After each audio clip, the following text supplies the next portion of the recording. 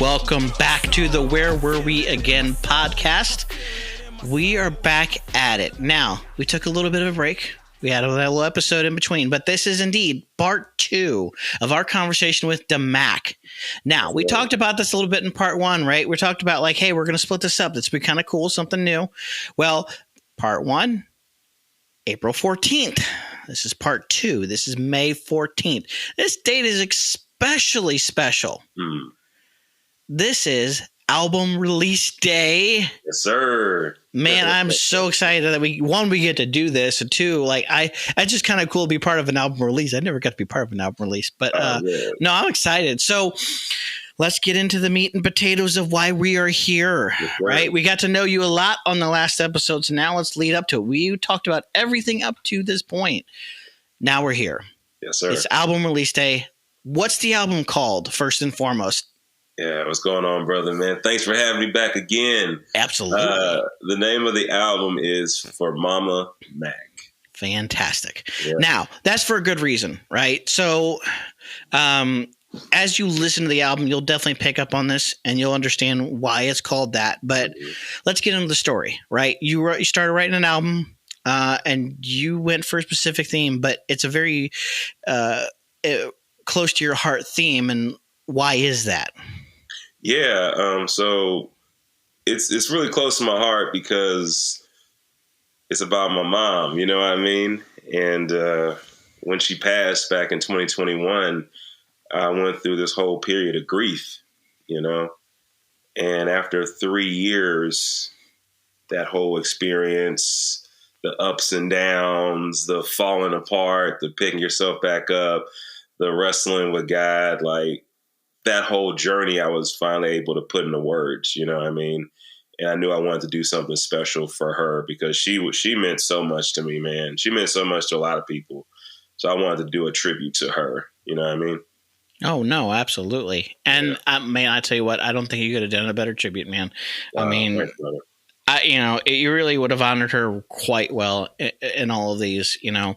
And it's really cool, too, as you start to kind of listen through the album, is you'll kind of hear her. She's here. She's in this album, right? And not just like she is throughout this album, through and through. Yeah. It's really kind of cool to hear that, right? So what I wanted to do is I wanted to kind of, dig into this album song by song, track by track. So, we're going to buckle up a little bit. You guys just actually heard, as we were coming to this episode, something a little bit different. You might have noticed that was actually not our usual opener. Instead, we pulled one of the songs right off the album, Rise.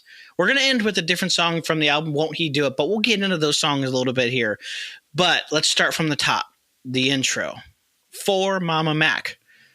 Let's talk about it. Tell me about the song. Tell me about it. What is the deal with For Momma Mac? All right. Yes, it's a great introduction, but what is it? Yeah, man. So I wanted to... When I figured out how I wanted to do a tribute to her, I wanted to tell this full cohesive story. And, with every story, you start with an introduction. So, For Momma Mac, the opening song is literally, inviting a listener to get introduced to my mom. So, talk about a little bit of her backstory, her upbringing, what she meant to me as a mom and as a hero, and kind of our relationship. So you just it's like this warm, little fun, upbeat song, just kind of introduce you to who Sheila Sharp, a.k.a. Momma Mac, who she is / who she was. And man, it does a great job of it. I feel like I got to know you and the family really well just by listening to the album. So I think that came through well. So then we transition out of the introduction. Yeah. And this is where we start to really kind of feel the theme of the album. Right. We step into the tragedy. Right. Track 2, June 2nd. Now, I think we could probably take a guess on what this is about, but let's dig into it. So, talk about the tragedy. Talk about June 2nd. Yeah, man. So, like with every story, you have an introduction, right? And usually from there, your protagonist has some event that kind of shapes the rest of the story. So, for us, it was tragedy. June 2nd, 2021 is when my mom passed away. She passed away due to her kidney disease. So I feel like the rawest song on the album, and probably the raw song I've ever made, because it it kind of takes you through that entire day. My brother, my wife, and I at the hospital, getting the news from the doctors saying, "Hey, like this is it. You know, you need to take her off life support." And all the way to her final breath. I walk you through in the second verse. I recreated what it looked like. It was my mom on her bed. They took her off life support. My little brother held her right hand. I held her left hand, and my wife held my other hand, and we just prayed over her until the end. So like June 2nd literally walks you through the worst day of my life, which was the last day of my mom's life. So like every time I hear it, I usually break down because you just go right back to that place. So I wanted to invite the listener into that. I'm getting emotional thinking about it, man, but I wanted to invite the listener into that space. Was it therapeutic to almost write that day out? And because you had to have spent time just in that day writing through that, right? Like, and this, and not just writing it, but recording it and subsequently listening to the mastering and all of that. Like, was that almost therapeutic having to hear that over and over again and seeing those words and just bringing you back to that moment? Was that almost like therapy? Did that kind of help with that process a little bit? Yeah, it did. The crazy thing was in the studio, that was actually the first song where John, my producer, that was the first song where he added my mom's vocals to. So that was my first time hearing my mom in the studio, and I just broke down, man. And I've known John for about 8 years now. We've worked on my last 4 projects. So he just stopped everything and just hugged on me, man. So in a way, it has been therapeutic because it helps me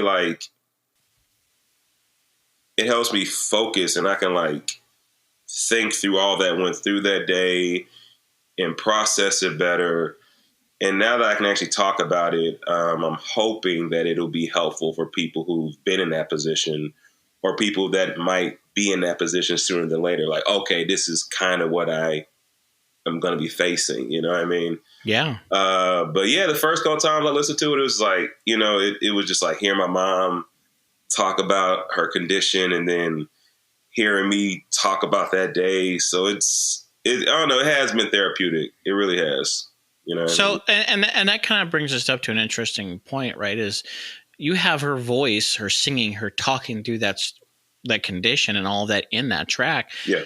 How was that collected, right? So I guess this was something you planned on putting together before the passing to get that, right? So how did you get all that? Was that just something this was an idea you've had for a while? What happened there?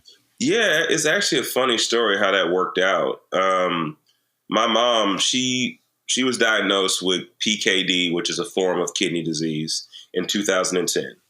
So in 2018, I asked my mom, I was like, hey, would you mind recording a testimony video just kind of talking about your condition, maybe some scriptures that help you and any encouragement you have for people. And so we shot this video with a video friend guy of mine back in 2018. Wow. And then earlier this year, I was at home and I was just laying in bed and I was just like, I really want to do a tribute to my mom for this new album. And I don't know why, but I thought about that video we shot back in 2018. So I reached out to my video friend and I was just like, hey, man, did you keep the audio from that videotape? And he was like, yeah, I keep everything. So he just sent me like 20 minutes of a cappella audio of my mom. Wow. So I do. So like, I'm just listening to it and just bawling. It's like I'm hanging out with my mom again. You know what I mean? Because like takes. So she's like laughing in between takes and, talking to me like, hey, Mike, what do you think of that? And I was just like, ugh. I don't know, man. I just felt like hanging out with my mom again, man. And so after I listened to it for a few times, I was just like, I want to build the album around this. I want her to actually narrate the album. So what I did was I just kind of like listened through it, and then I just kind of structured the album built around her testimony video. I mean, it's absolutely genius because it sounded like it was like she was sat down and said, here's what I'm going to make. Wow. record that. Wow. And let's work. And it sounds like it was very much like you asked her to do that. And reality is it had nothing to do with the album whatsoever. Yeah. And it just fit together so well. So you can feel that. And it was really kind of cool how that fit together. So that's kind of a neat little side stop just to talk about that, you know. Yeah.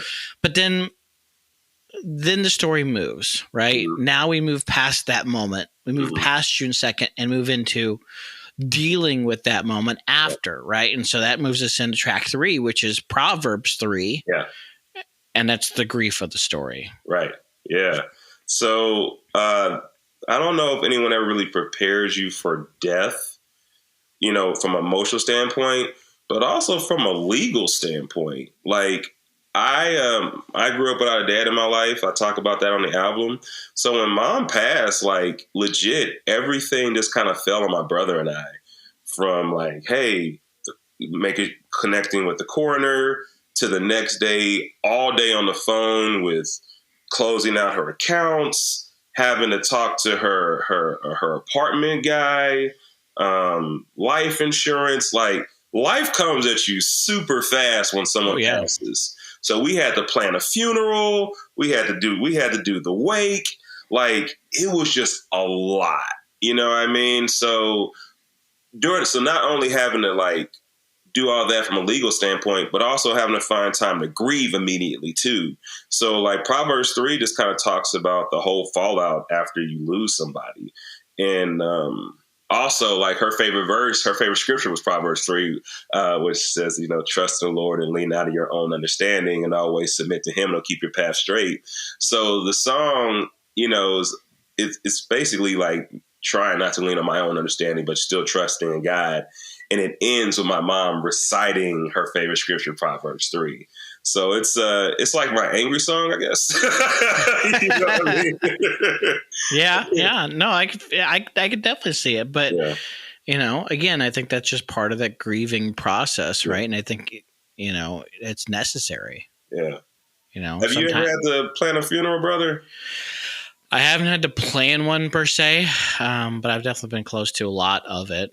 You know, different family members, all that, you know, part of that, like we talked, I think we briefly mentioned this on the last episode. I don't remember anymore, but, you know, I'm a pastor's kid, right? You know, and I do a lot of stuff in the church and things like that. And reality is I've probably been over almost 200 funerals by this point, right? Because, wow, brother, you know, being in a pastor's kid, right? You know, I'm doing the sound, I'm doing the audio and stuff. And when there's a funeral, I'm there helping them put it together. We're running the, you know, audio and making sure the thing goes off well, even if I have no idea who that person is. So, you know, you get to witness just a lot of different experiences with that, you know, and see a lot of different stages of processing with different people and how each person handles it differently. Right.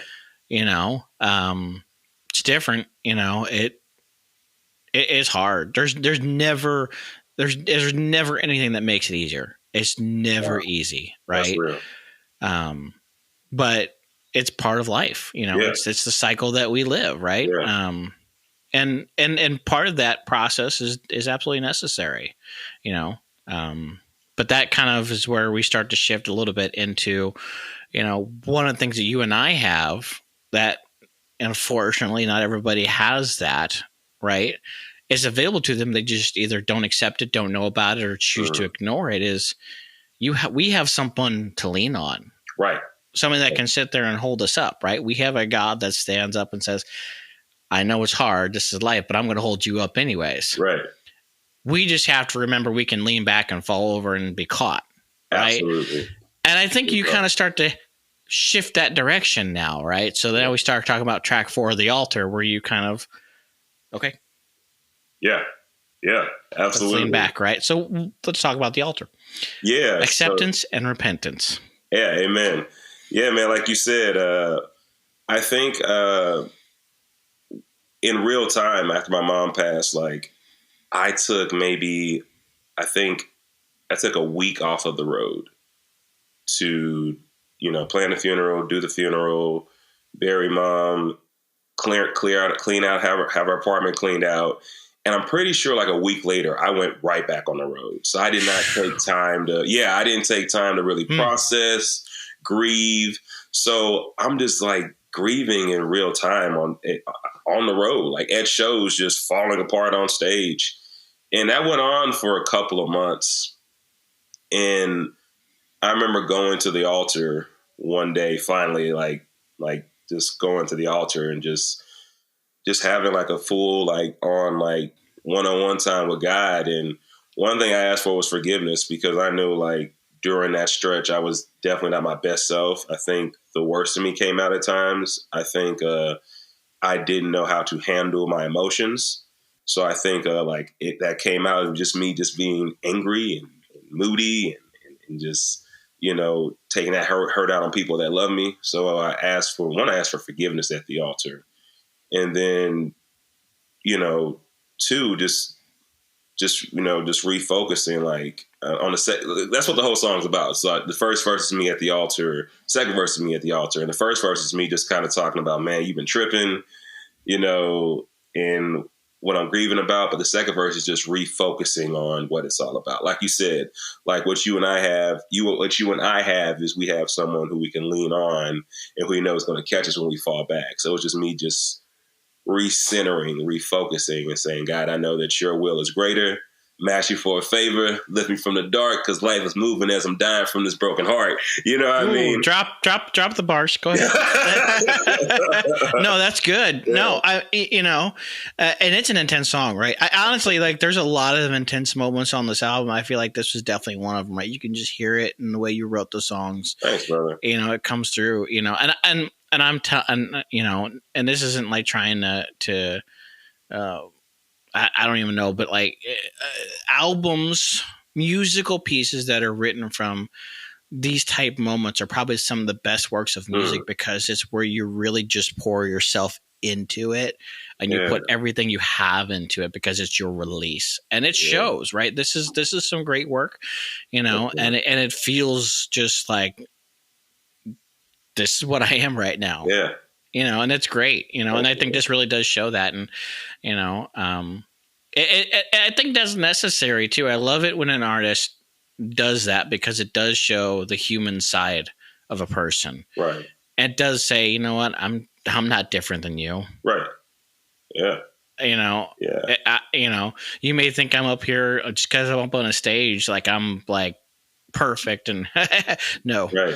No, not at all. I struggle with my walk too. I fall short too. I got, a sinful heart. I just wanted to I want to show all sides of that. You know what I mean? Yeah. Because as I'm traveling, man, like I'm meeting kids all the day.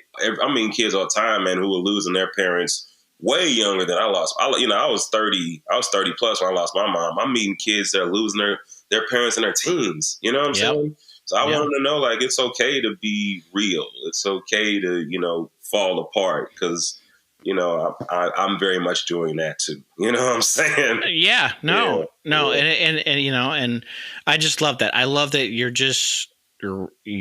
put it really there. It's your real raw emotions in these tracks. So it's great. But now we're starting to kind of fight back, right? Yeah. So you've come from the altar, you turn around, and now you're starting to kind of fight back a little bit, right? That brings us to track 5, Rise. Yes, sir. The Resurgence. Yeah, this is like a movie. What do you say?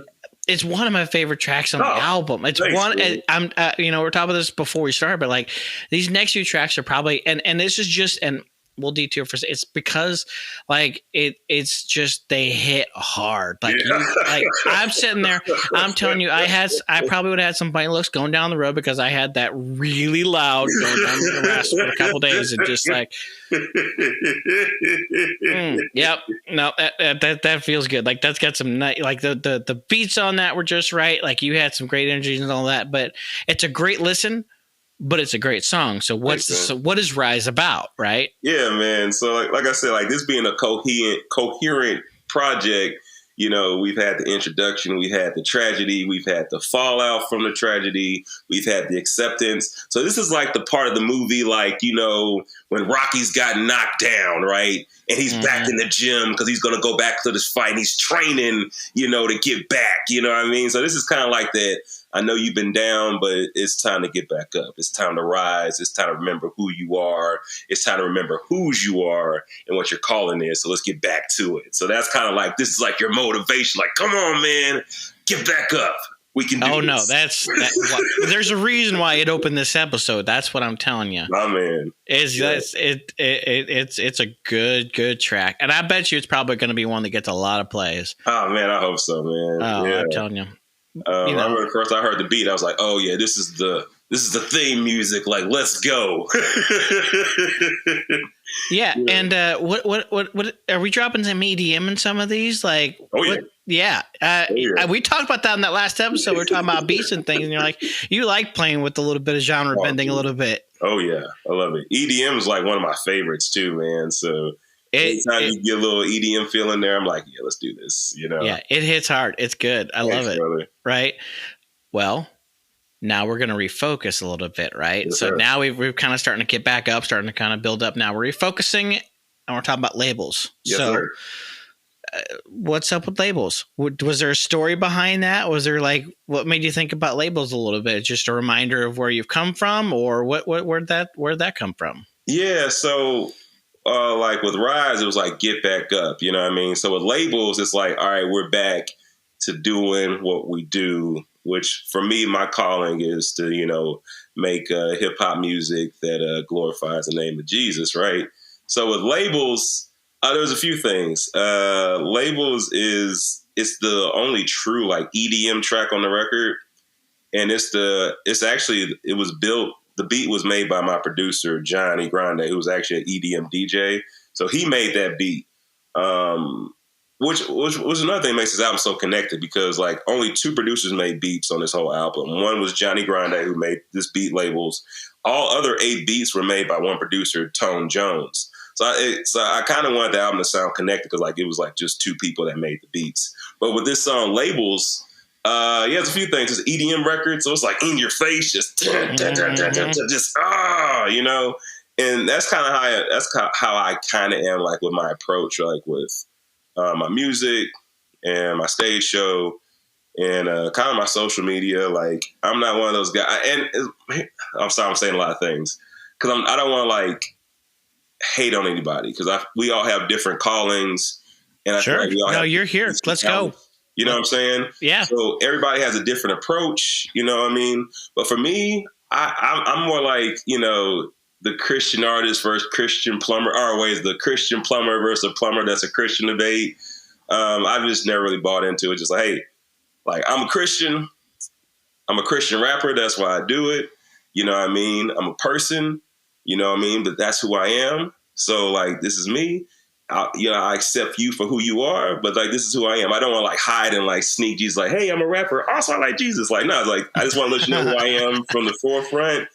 You know what I mean? So that's kind of what labels is. It's just kind of like, I'm a full person. So like the bridge goes, label me a Jesus freak, label me an outcast, label me a sinner, label me a low class, label me a church boy, label me a loser. Label me a hypocrite, liar, and abuser. But label me forgiven. Label me a witness. Label me a child of the King and relentless. Label me a Christian, Christ to the death. All I want in life is Jesus till I take my last breath.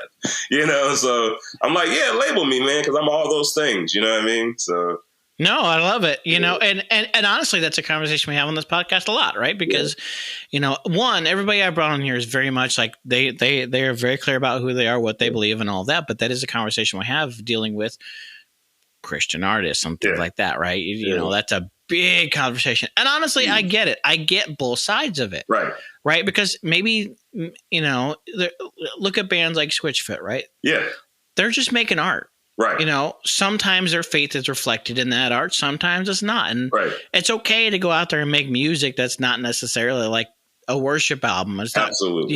We talked about, I think I even said it last time, like we don't have to worry about JPMs, right? We don't need Jesus, Jesus doesn't have to be every other word in the song. Right. And still, you know what? You can still be a Christian. Absolutely. So I totally get both sides of the conversation, but I love the fact that you still have guys like you that are out there like, no, I'm a Christian rapper. Check this out. Watch me go. And they know what? And it's still good. It is still, just because you're a Christian rapper doesn't mean it's not good. It's fantastic. It is a great album, right? Yeah, thanks, man. So like people have got to get over the fact that just because you're called a Christian rapper doesn't mean you can't make good music. Right. Yeah. I love the fact that you do. You're like, no, I'm going to drop something good. It's great, man. Thanks, I love it. It's a stigma that comes with it, and it's just terrible. And that's why people don't identify with that label. And you know what? Get over it.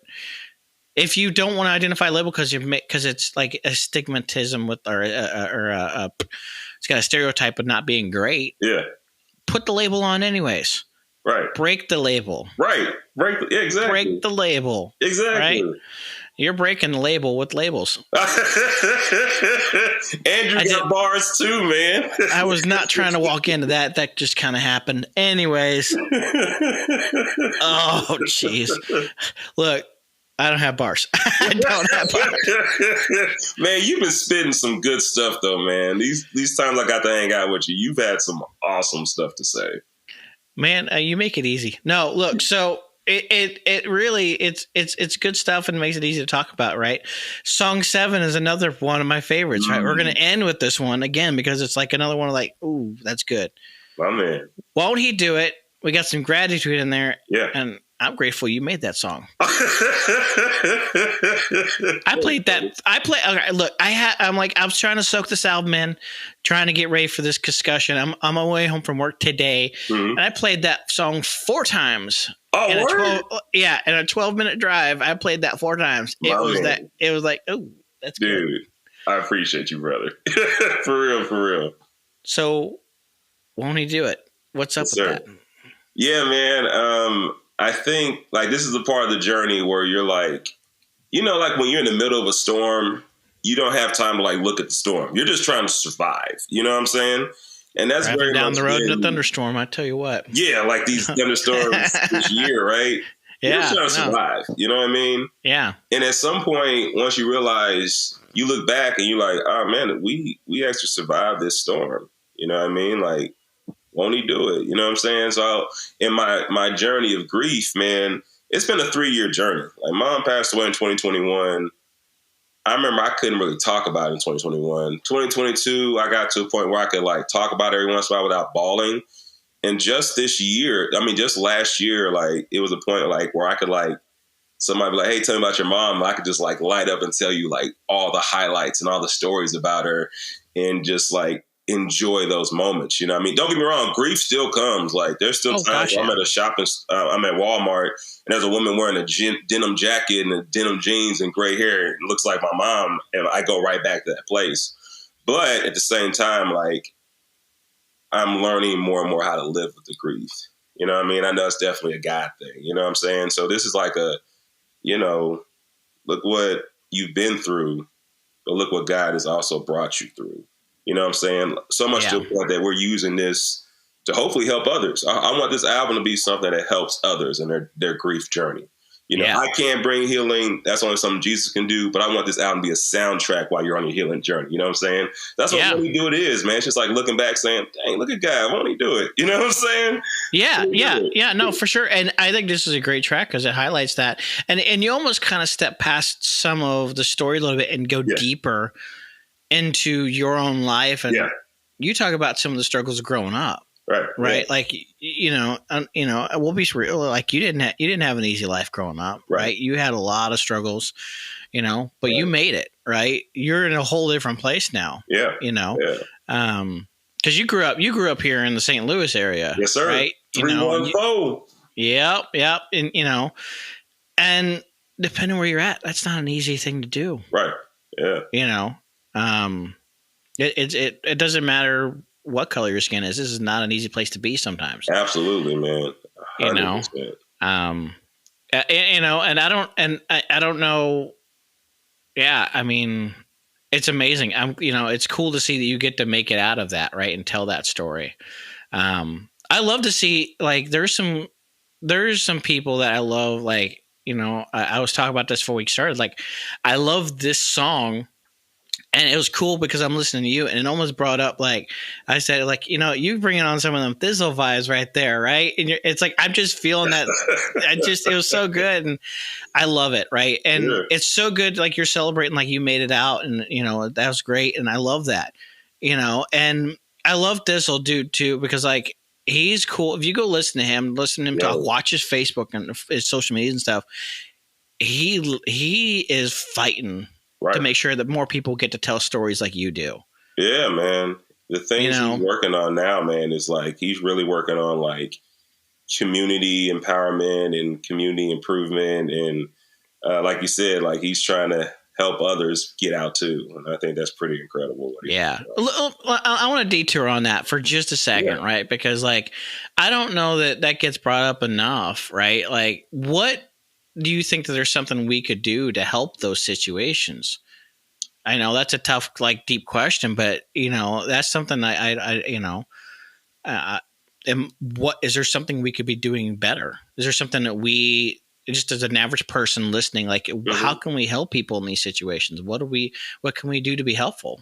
Help people that are grieving, or help people that are trying to, or like what Thizzle's doing, like in the community. In the community, right? Like help these people, man. I think there's a lot of things we could be doing, man. One thing is giving our time. I think sometimes we think, hey, if we don't share the same cultural experiences, if we don't look the same, we won't be accepted. And a lot of times, man, it's just about being intentional, man. Like people can see, especially youth, you can sense like when someone's being genuine pretty quickly. So just being genuine and being consistent and being open with your time, man. There's so many programs. There's so many after school programs that need volunteers. There's so many youth programs that need volunteers. Juvenile detention centers. I'm going to a juvenile detention center on Monday to go do a concert in Nixon, Missouri. There's juvenile detention centers where you can go and teach classes. You can go and, lead Bible studies. So like just going where the people are, you know what I mean? Like that's what Jesus did, right? He went to people and he performed miracles. He healed people. He went where they were. So go where people are. There's so many ways you can volunteer your time. And if you're someone that's blessed, there's a lot of us that are blessed financially. You can donate to certain organizations. You can donate to certain causes, but definitely giving your time, man. And it's usually amazing the impact that you can have on others, but the impact it will have on you as well when you go to places just to be there for people. Yeah. You know what I'm saying? No, absolutely. Yeah. Right. I mean, and that's something I always want to take a second to step aside in any of my episodes, right? Is to call out any kind of call to action that says, what can we do? Because we get to be, whether we realize or not, like I talk about this a lot, like the smallest thing can make the biggest difference. Right. And if you go out there and just do a small thing and go hang out with some kid after school, you could be the reason that they're saying, won't he do it just a few years later? Exactly, brother. Can I tell a short story? Please, let's go. So when I went to school in Columbia, Missouri, and I helped out at after school. Columbia's not a huge town, but there is, everywhere where people are, there's going to be people that are struggling. Oh, gosh. So there was a low income part of town in Columbia, Missouri, and they used to have this after school program. So after school, we go help out elementary and middle school kids, man, with their homework and stuff like that. And one day we put on a fashion show. So we built like this stage, made a runway, and kids got to like put together outfits and walk the runway and just stuff like that, man. You saw how much it meant to the kids to get to like show off, fashion ideas they had and show off outfits and walk a runway. So like stuff like that, like you never know like what seeds were dropped that day. Did we inspire one kid to start working on fashion design? Who knows? Maybe years later they're going to school and getting a fashion degree. You know what I mean? So it's just like, I don't know, just stuff like that, just inspiring and like pouring into and investing in these youth, man. It can go a long way. You never know what impact you're going to have on these kids. You know what I'm saying? Yeah, no, absolutely. Right. Yeah. You know, we've highlighted that in so many episodes at this point, and I'm going to continue to do so as we get to tell these stories. Right. Like with Mary Nickel, just a few episodes back. Right. You know, we talked about with her and working with the Exodus Road, and, you know, that organization's out there rescuing people from sex trafficking.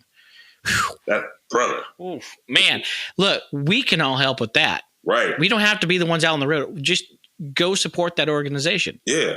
You go help them do that. You know, then we talk about, you know, we'll look back at Jamie Kuzinski, right? He's another one of those great stories where he didn't grow up in a great place. Right. He grew up with a lot of difficulties and stuff, but he came out of that. And then he turned around and used that experience and started reaching out to kids that went through the same stuff he did. And he, you know, we talk about, like, there's a story he was telling where he was wanting to do it like like a charity type show, right? Mm-hmm. Where they're doing a show to help support an organization that's there to, I don't remember what he calls it. You go back and listen to the episode, but he's talking about working with kids whose parents are incarcerated. Oh, they're basically orphans in that situation. Wow. And he felt so terrible because they got like 70, 75 gifts for these kids. That's all he felt like he could do. And he drove them up to these kids and just like, guys, I'm so sorry I let you guys down. He's talking to the people running this organization. It's like, I felt like I let you guys down. This is nowhere near what it should be, and I didn't do enough. And these people just broke because this is more than they could have ever imagined. Wow. Right? And it's the small little things, right? And all it really came down to is somebody going to a metal show, bringing a gift for a child to get into the show, is going to make that child come back later and say, won't he do it? Yeah. Right. Ooh. And it doesn't take a lot. Ooh. You want to talk about, you could support all of the people doing these things, right? Yeah. You're doing all kinds of amazing things. You know, Jamie of 13 Minutes is doing all kinds of amazing things. Like, all of these artists are doing all these great things, changing lives through ministry, right? Every episode we've highlighted the ministry of somebody and the lives they're impacting. I love it. And you can go to their shows. You can help the organizations they're working with, or do it even more simple. Yeah. I talk about this every episode because it's important. It's the easiest thing. And the reason I'm bringing it up, because it literally will take you 2 seconds. Go like and follow their page. Like and share their posts. Comment on their Facebook posts. Yeah, because the more people that you can get in front of, the more lives you can impact with your ministry. You know, and it's not like it's not you doing this, right? It's he who works through you, but it doesn't take a lot. You listening can be the reason that somebody says, won't he do it? And you didn't have to do any effort at all. Yeah, right. Brother. So I just had to detour through this a little bit because I really wanted to take an opportunity to highlight that, brother. You know. Man, it's a banging track, and you get something good out of it too. Thanks, brother. Yeah, I'm glad that you took that detour, man. And once again, man, thank you for you create this platform where you are giving ministries and people that are trying to help others this opportunity. And like you said, you even went back and said, "Hey, remember this person, check them out." So, brother, for real, thank you for what you're doing, man, because you're helping out. It's my opportunity to hopefully someday someone's going to be able to say, won't he do it? Just because I like having a conversation, and life change can happen through conversation sometimes. But no, I mean, this is something I've always been passionate about doing. So it's kind of fun to get to have these experiences. But look, and this is true, right? Like, you guys listening, you're going to hear me bring up past episodes, past stories, past people, over and over and over again, because these are real life, real important stories. Right. And we're going to continue to support these people just because their episode was a year ago. Not literally. This podcast has only been going since September or October, but we're going to keep bringing that stuff up because the stories are just as relevant today as they were then, because life change can happen through conversation. So I love to repeat that and keep bringing that up. So, That's awesome, the stories we talk about here, I'll bring those up again too, and I love bringing people back. So you'll see more people coming back again at some point too. That's awesome, man. But no, we got to talk about won't he do it? Yeah. Then we start to shift gears. This is actually a single that just came out this was probably what was this the last single before the album release, or did we have one more? So we have one more. This I dropped on March 14th, and I'm dropping another single April 14th, and the album drops on my mom's birthday, May 14th. Which one did we drop on April 14th? I can't remember. For Momma Mac, the intro. Right. Yeah, so right. Set and scene. Yeah. All right. Spoiler alert, folks. This is actually a very much pre-recorded interview. So that's why I'm like, I'm talking in past tense, but it really hasn't even happened yet. But that's all right. No. Yeah. So, so The Queen came out. Yeah. It's track 8. That was March 14th. Mm-hmm. And it was kind of fun because we ended up talking about like marriage and things a little bit in the last episode, but now we're going to focus on it. Right. So it's kind of a twofold song in my mind, right? Because, it's The Queen. You're talking about your wife and the experiences through marriage, but it's also reflection. Right. So how do you tie these themes together? So like, obviously you're talking about your wife and just the difficulties of marriage sometimes. But you're also going to have to tie that back to the theme of the album. So how does all that come together? Yeah, man. So funny thing about our marriage was when we got married in COVID. So that was a thing, 30 people at the wedding and everybody wearing a mask. But the crazy thing about us was we got married on March 13th. You know what I mean? So highest of highs, best day of my life. And literally a couple of months later, my mom passed away. So April, May, June. So like 2.5 months later, after having the best day of my life, have the worst day of my life, my mom passes away. And so like our marriage, right from the jump got hit with like a major obstacle, a major test, a major tragedy. So it impacted us heavily because like I fell into a deep depression and I was mourning and grieving. And so like our marriage was tested right from the very beginning. So it kind of tied back to that, you know what I mean? And so I wanted to talk about that because it was just like losing someone that early in your marriage and, you all going through those trials and tribulations together, you know what I'm saying? So I wanted to talk about that on the album. And I just kind of want to give a shout out to her for being there with me. Like I said, she was literally with me when my mom took her last breath. You know what I'm saying? So I wanted to give a shout out to her. Her dad passed away a few years ago from cancer. So she had been through this before. So she's definitely been someone that's been a backbone. She's been my rock. She's held me down. And one of my favorite moments on this album was my mom prayed over us at our wedding. Her mom prayed over us at our wedding, and my mom prayed over us. And the videographer actually recorded it. So we actually took that prayer from the wedding, and that's how the song ends. It ends with my mom praying over my wife and I. So that's how it all kind of came together.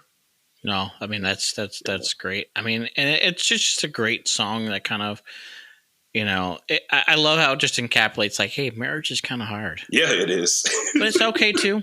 It'll be all right. You'll have your ups and downs, but you'll still make it through. Right. Right. And I'll tell you what, I think you probably had some very interesting challenges getting married during COVID. Yes. Which I'll tell you what, feels like it was a million miles away at this point. Like your brain's like this had to have happened like 10 years ago. Right. But it wasn't that long ago. 4 years.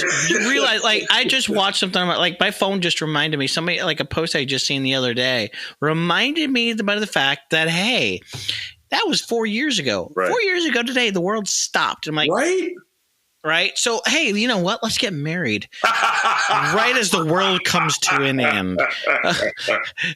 So it's like, you're getting married and you're like, now you guys, at least you get to try to not have to isolate alone. At least you got that going on. Right. But so you guys have to figure out how to navigate life together now, alone, and deal with all the craziness of the world. Right. And then this drops. Right. You have all this going on. So you got like these highs and lows, like crazy going on. Yeah, man.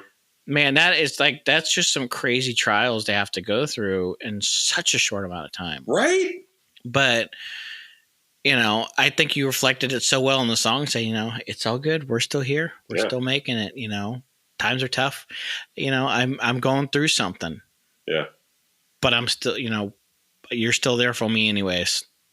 You know, that just came through so well on that track. Thanks, brother. That's one thing that I've always wanted to be with doing ministry. Because I never wanted to come off as that guy that's just like, hey, you know, I got Jesus and my life's perfect and I never struggle anymore. So this could be you too. That's just not real. That's not attainable, you know? No. You know what I'm saying? So I try to, whenever I do talk about things, I try to give the full picture. Like, yeah, you know, these are the good things. These are the places where I suck, and these are the places where I struggle. No, and like I said, I love that. We talked about that a couple tracks back, like, you know, talking about like with the altar and things like that. It's like, no, I love that you're so real and raw, and people got to understand. It's anybody that's out there preaching you that Christianity is probably the best thing that'll ever happen to you. Yes, right. But it'll be the hardest thing you'll ever do. Big facts. There is nothing easy about this. Big facts. There's nothing easy here. Yeah. It's going to be the hardest and most challenging thing. You're going to go through some lows. Man, have you ever read the story of Job? I mean, excuse me. Real talk, man. He had people walking up to him while he's sitting there with ripped clothes, sitting on a pile of ash, walking up to say, why don't you just curse God and die? Yeah. Excuse me. I mean, the Bible is pretty clear about the fact that this is going to be probably the hardest thing you'll ever do. But you know what? He's still there anyways. Right. Yeah. You know, so I love the fact that you're trying to portray real life and not just everything's great, you know. Thanks, brother. So and it works great. So we get some hope in all of this, right? Yeah. We talking about all of the different things, the ups, the downs, the tragedies. We get to come back from it, but you know, we talk about that sometimes life is good, and sometimes I say something dumb, and then I have to apologize, and then I get to, you know, and things are hard, things are good. But we hit on this earlier, but now we really get to focus on this more. Yeah. You know, previously, like we're struggling, everything's falling apart. We get to lean back. Yeah. And fall into the arms. Yeah. And that's because we have hope. Right. And that brings us to track 9, which is Psalm 30. Yes, sir. What about Psalm 30? What's the deal? Yeah, man. I kept going back to Psalm 30 because it's such it's hope, right? You know what I mean? You know, that passage ends where it says, joy comes in the morning, you know? So like that whole time was just like, if you're grieving right now, if you're in a storm right now, you know, that lasts for a moment, but his favor lasts forever and joy comes in the morning. So it's just like that, hold on, you know what I mean? It's just that hold on type of song. And, you know, they talk like what do you want to leave people with? And, you know, I want to leave people with hope. You know, in Jesus, we have hope, you know what I'm saying? So I wanted to leave people with hope. So Psalm 30 is kind of a fun one because it closes out the album and rounds it out. But verse 1, I kind of like do like a hip hop interpretation of Psalm 30, you know, so if you listen to the verse, if you listen to the rap and you read like Psalm 30, the passage, it lines up pretty closely. And then verse 2, like I visit my mom whenever I pass through St. Louis, and I know it's therapeutic. I know it's just for me, but I like to just like basically think out loud when I'm at her tombstone, just kind of have like a conversation. I'm just kind of thinking out loud, just talking, hey mom, this is what's been going on. So verse 2 just kind of shows like what that looks like, you know what I mean? And we close out the album I talk about her and some of my favorite memories of her and just encourage the listeners. And yeah, it kind of rounds out the whole album, man. So that's what I want to leave people with, you know what I mean? Yeah, no. Yeah. And it's just, it ties it all together nicely. Thanks, you know, man. It brings together the reality of all of this. And that is, it's tough. It's hard. Yeah. Life can do some really horrible things to you. Yeah. But there's hope. Right. You know, yeah. Like we just thought, like, you know, you talk about Job. Guess what? His life turned upside down its head and then did it again. Yeah. And he had a really great life. Yeah. It came back on him tenfold. Right. You know, right. There's hope, right. You know, and just lean on what you have and you'll come through it. Right. So that's a fantastic walk through the album. So now let's have a little bit of fun with this a little bit, right? Yes, so what was your favorite bar out of these 9 tracks? Man, that's a good question, man. Maybe now don't speak it. You got to rap it now. So if you think about it, we got to hear it now. Man, probably about that. All right, so it's probably on the song "Won't He Do It." You know what I mean? Because so far I've done 2 songs live, and I've done the altar live, and I've done "Won't He Do It" live. And during "Won't He Do It," man, during the verse, I said, "I've been to the bottom. I came from the bottom. My chains is broke. It's all because of Jesus. He my living hope, yeah. My testimony, yeah. My God's story, yeah. That good news, all the glory, yeah. I was feeling down. I was feeling out. I was in that pit till he lifted me out. Dude, when I did like that part with the crowd for the first time, they was like, yeah, because they was just feeling the lyrics, man. We just had like this cool moment. So I was like, yeah, this is rallying the troops right here. You know what I mean? You've already got me bouncing over here on my chair. So I say probably that, man. It was just, it just felt like this is like an encouraging rallying the troops type of moment. So probably that section there, you know what I mean? Yeah. All right. Well, let me take that the next layer over. So besides that one, I'm going to make this harder now. Mm-hmm. What other track are you like, this is going to be one I'm really excited to play live? Oh, so besides that one, right? Let's skip the easy answer. Yeah. So a couple of them. One, because like I said, I love doing EDM live. I feel like it's just a built-in build on those pre-chord or pre-drops. How the way it builds and the drop happens and everybody goes crazy. So Labels is like a true EDM record. So I'm really excited to do that one live. And just from like a real vulnerable, just like being real and being vulnerable with people there. I look forward to strangely doing June 2nd because like I've been doing these things called listening parties where I play the whole album and we talk about it. And there's been a few people that are like, yeah, man, like I remember when I had to I was there when my best friend was off life support, or I was there when they took life support off my mom, and people talk about their stories as well. So I just picture that being an opportunity for people to be able to process and grieve. And, you know, I'm looking for, hopefully my conscience being safe spaces where people can do those things. So it's going to be hard to do that song live, but I hope that it will create an atmosphere where people are able to process and talk and open and have people pray for them. You know what I mean? So yeah, probably those two. Yeah. So let's talk about that, right? So you've been doing some of these release, like listening parties, right? Kind of like getting, you can almost like think it like it's not really a focus group because we're past that part, but right. You know, what is it like to kind of watch people hear this for the first time? It's been cool, man. I've done, I've done 3 so far. I'm actually doing 6 more. I'm still booking them, but right now I'm booked to do 6 more. And it's been really cool, man, because like I come straight to somebody's house. You know what I mean? I'm just like, hey, you know, gather your friends or family.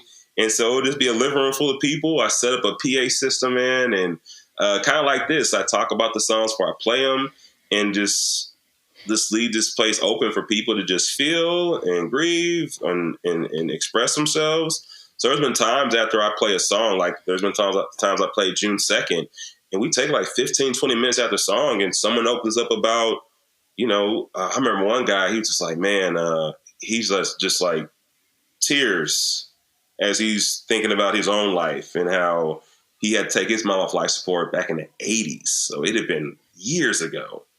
And he's just talking about how he went through it and how he didn't have an outlet to really express himself. And so we just had time to sit there and basically be his support.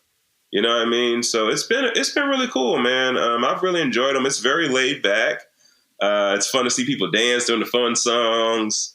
And, hear people relate, like the Queen. There's been people that talk about, hey, yeah, marriage is hard. We've been married for 40 years and da-da-da-da-da.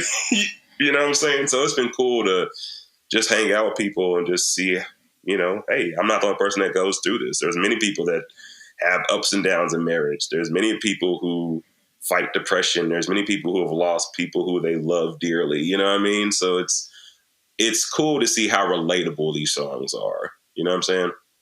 Yeah, no, I'm totally, I think that's probably one of the things that, almost makes me want to write music is just to see how people relate to that and just to get to watch that. So I bet that's an amazing experience to see that. Yeah. So let's talk about some of these. We shifted a little bit, started talking about shows. Mm-hmm. So you've been kind of out on the road doing some stuff. Like you're going to be out on the road for a while, right? Mm-hmm. You're going to be out. Let's get some shows going, things like that. Yeah. You just kind of announced the show that's coming up in about almost a month to the day. A month to the day from the release of this episode. We're talking Kingdom Come. Yes, we are, baby. 3rd year in a row. Three-peat. Yeah, we did at the same time. We had the fingers up and everything. Yeah, we do. We got the fingers up, brother. Yeah. Man, I'm super excited. One, because I love Kingdom Come. We talk about this a lot on this podcast, but so much. Plus I get to photograph you again. You're just such a fun subject to shoot. I'm telling you. So you're talking about like you putting your energy in the shows. This dude is just bouncing all over that stage. I have to shoot like when I hold down that button, I have to shoot like 30 pictures at a time because he's moving so fast. But no, I'm excited. Like, is there anything kind of cool you're kind of thinking up for Kingdom Come? You're like, any kind of hints of something you might be thinking about? Like, man, yeah. I'm definitely planning to do like a lot of songs off this project. You know what I mean? So definitely excited to do a lot of these new songs. You know what I mean? Oh yeah. But yeah, like you said, man, Kingdom Come Festival it's such a special place. We met at Kingdom Come Festival, brother. You know what I mean? So it's a family reunion every year, man. I'm excited to see you. And once again, seeing you do one of your many talents, but you're an incredible photographer. You're a dope podcaster and an incredible photographer. So I'm excited to see you and just see people, man, and just hang out with people we've got to know these last 3 years, Yeah. All right. So, there's a month between now and then. So let's talk about like, how do we get you to come play a show somewhere, right? Because here's something that people don't realize is it's actually more attainable to get somebody to come do a show than you think it is. So attainable. What's the deal about that? How what is the process to get somebody, Damac, to come play a show? Like, what does that process look like? Yeah, brother, it's so easy, man. All you got to do is I'm an independent artist, man, so all you got to do is shoot me an email. It's Damac, DAMAC, music, MUZIK @gmail.com. And just kind of say what you're trying to do. That's why I've tried to create different type of experiences. So if you just think, hey, man, I think maybe only 10 people will come out. It's like, I do this thing called Damac the Musical, man. I legit come to someone's house and I set up a small concert in your living room and I do a show that's meant for you, for 10 to 20 people. So let's do a musical. Or if you want to do something bigger, like I want to do a big outreach or a big concert, well, I travel with full sound and production, man. So I'll load up my trailer and bring the full show to you. If you just want to have, you just got a sweet rig, by the way. I just saw that. Huh? Yeah, you just got a sweet rig. I just saw that. Oh, thanks, man. Thanks, brother. So yeah, man, I have different type of experiences that can really cater to whatever you're trying to do. Just shoot me an email, man, and I'd love to come through. Like, I love connecting. I love doing music, man. So any opportunity to do it, I'm on board. I'm for it. You know what I'm saying? Tell you what, like, no, look, and here's the thing: at any of these different levels, right? Like, you've gotten to listen to Mike, right, through these last 2 episodes, and this is what you get at these shows. Again, we're talking a 3-peat here, right? This is what I've seen every time I've seen this dude. Like, this is it. And it's awesome. Thanks, brother. It's ministry. It's real. It's life. It's somebody that you can have a conversation with. And you know what? if you want to have an outreach event, like this is the kind of person you want to bring in because they can relate. Yeah. They're telling stories and things that people are experiencing, and you can have life change, and it's so easy to do. I mean, I tell you what, I've done several shows in my time. I've brought in different bands of different levels and things, and it's not as hard as you think it is. Yeah. I think I did my first show. What was I, 22? Oh wow! And I ended up I think I made $88.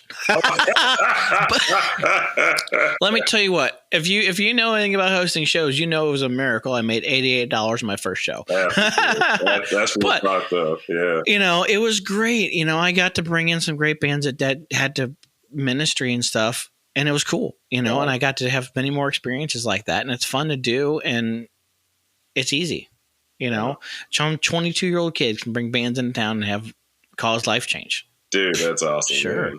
Do it. Go check out. Bring this guy in. It's easy to do. It's worth it. And you get to hear some great music. So thanks, brother. Why not? You wear many hats, man. Podcaster, photographer, event thrower. Man, how many hats do you wear, man? Too many. Too many.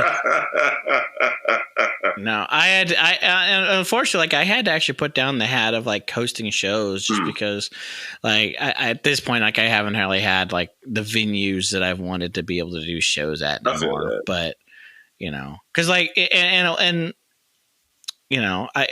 life gets in the way, right? Like now, part of what kind of stopped that is I got married. I feel that. She's not against anything. It's just like I got different priorities in life. Absolutely. So I do a podcast instead. That's cool. Dude, this is super. I love what you're doing, man. Seriously. It's fun, and that's something else that I'll stop and say is like, we talked about that on part 1, like how you just love music and you just went out and started doing it, find your passion, find your favorite thing, like your creative outlet, whatever that is. And go make that your ministry. Go make that your life. Go do life change out of your fun thing. It's easy. Absolutely. Just go do it. I love that. Yeah. What was that? Just do it. That's